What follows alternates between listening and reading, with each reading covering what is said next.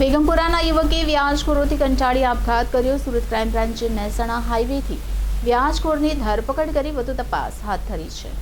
આરોપી શાબિરના પિતા કુખ્યાત સટ્ટા કિંગ મસ્તુ દાદા હતા। આરોપીના ભાઈઓ નિઝામ અને મય્યુ અને બે પુત્ર અરશદ અને અનીશ પણ આ જ વ્યાજ અને ગાડી જમા લેવાનું કામ કરે છે।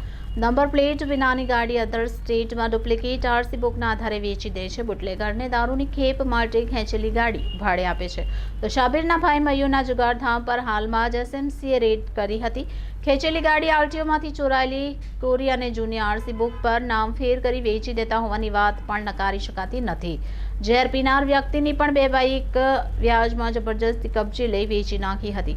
જુગારમાં હારનારાઓને પણ સ્થળ પર એક જ દિવસના ₹1000ના વ્યાજે રૂપિયા આપતા હતા અને ઉઘરાણીમાં શાબિર નિઝામ પુત્ર પણ પાછળ પડતા હતા। બલેશ્વરમાં રહેતી પત્નીના ઘર અને બહેનને ત્યાં પણ દસ્તાવેજો ગાડી છુપાવી હોઈ શકે છે। જે તાજેતરમાં કલ્પેશ નામના વ્યક્તિ પાસેથી 450 વાહનો કબજે કર્યા હતા। તેમાં આરોપી શાબિર શેખનો ભાગીદાર ઇમરાન તમાકુ સામેલ હતો। શાબિરના પાર્ટનર ઇમરાન તમાકુ સામે ગાડી ખેંચી ઊંચું વ્યાજ વસૂલવાનો કેસ હાલમાં જ ડિંડોલીમાં નોંધાયો હતો।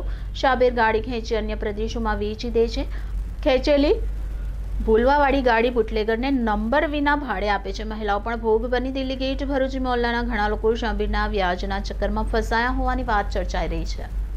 વિસ્તારમાં ગઈ તારીખ 22/11/2024ના રોજ એક ગુલામભાઈ ખ્વાજા મિયા ઇસ્માઇલભાઈ શેખે પોતાની આર્થિક પરિસ્થિતિ કંટાળીને ઊંચા વ્યાજે લોકો પાસેથી પૈસા લીધા હોય એના કારણે એમને દવા પીને આત્મહત્યા કરવાની કોશિશ કરી હતી અને એ સારવાર દરમિયાન એમનું મૃત્યુ નીપજ્યું હતું।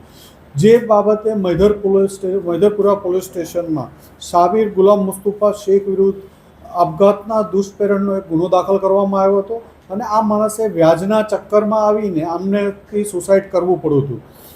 જે અનુસંધાને શાબિર ગુલામ મુસ્તુફા શેખ વોન્ટેડ હતો અને એની તપાસ ચાલતી હતી। ગઈકાલે લેટ નાઇટના ક્રાઇમ બ્રાન્ચની ટીમે એને મહેસાણા મીરાદાતાર ઉનાવા મીનાદાતારની દરગાહ પાસેથી પકડી પાડ્યો છે અને એની પૂછપરછ દરમિયાન અન્ય 6 વાહનો 4 મોટરસાઇકલ અને 2 કાર કબજે લેવામાં આવી છે।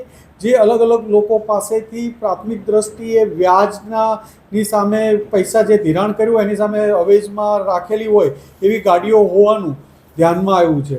આ ઇસમને પકડી વધુ કેટલા લોકોને વ્યાજે પૈસા આપતા હતા, ખૂબ ઊંચા વ્યાજા દરે આ લોકો પાસેથી વ્યાજ વસૂલતા હોવાની પણ એક પ્રાથમિક માહિતી મળી છે। એટલે આના ચક્કરમાં આના વ્યાજના ચક્કરમાં લોકો ફસાયેલા છે એની એક તપાસ ચાલે છે અને આ માણસે સુસાઇડ કર્યું છે તો એને કેટલા ટાઈમથી એની પાસેથી પૈસા લીધેલા હતા, કેટલું વ્યાજ ચૂકવી શક્યા છે એ બાબતે પણ તપાસ કરી રહ્યા છીએ।